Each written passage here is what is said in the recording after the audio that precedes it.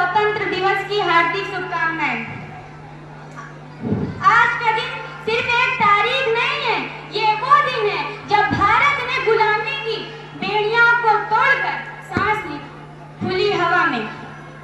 15 अगस्त 1947 वो तारीख है जब सूरज भारत के सिर पर एक नई रोशनी लेकर उगा था।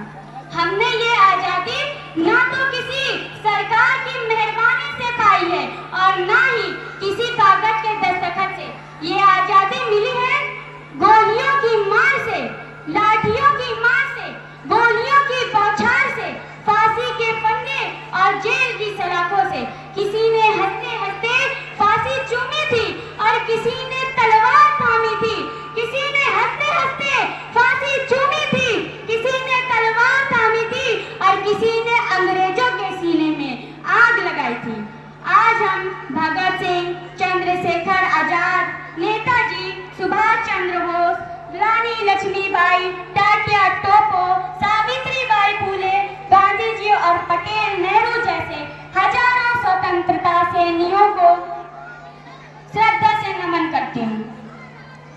साथियों, वो दौर गया जब भारत को कोई सॉफ्ट स्टेट कहता था। अब भारत वो है जो सीमा पर आग दिखाने वालों की आग निकाल देता है।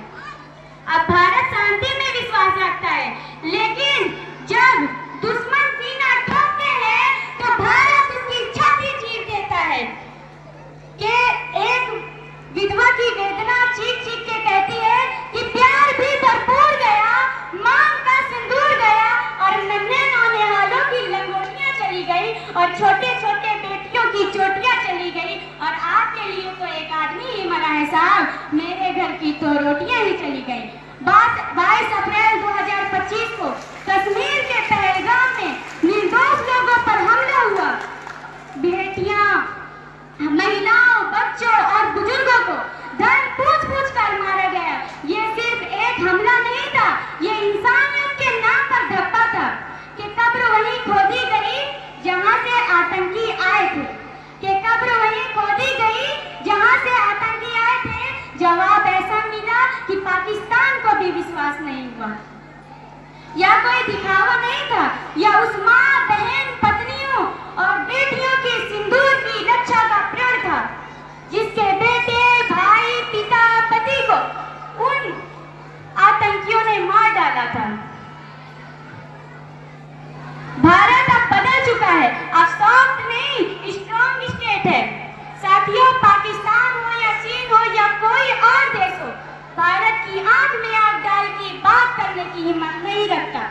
साथियों, हमें आजादी तो मिल गई है, अब हमें इसे सजाना है, सहेजना है और मजबूत बनाना है। हमें अपने धर्म से, हमें अपने कर्म से देश को ऊंचाई दो और अपनी मेहनत से भारत को विश्व गुरु बनाओ। और याद रखिए, भारत माँ की रक्षा सिर्फ सैनिक नहीं करते, हम सब भी करते हैं।